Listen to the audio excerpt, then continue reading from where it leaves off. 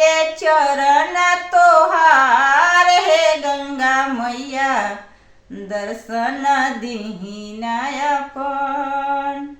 पूजिले चरण तोहार हे गंगा मैया दर्शन दीही नयापन।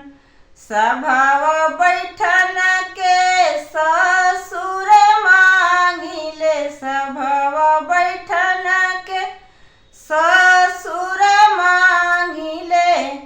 गोरवा लगन के रसास हे गंगा मैया दर्शन दीही नयापन। दर्शन दीही नयापन हे गंगा मैया दर्शन दीही नयापन।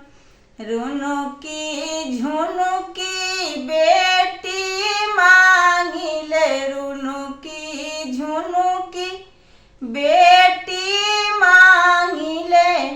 घोरवा चढ़न के दामाद हे गंगा मैया दर्शन दीही नयापन।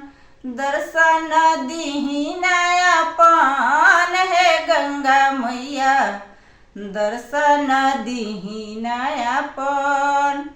सभावा बैठन के बेटा मांगिले सभावा बैठन के बेटा मांगिले। गोरवा जतन के पतो हे गंगा मैया दर्शन दीही नयापन। दर्शन दीही नयापन हे गंगा मैया दर्शन दीही नयापन।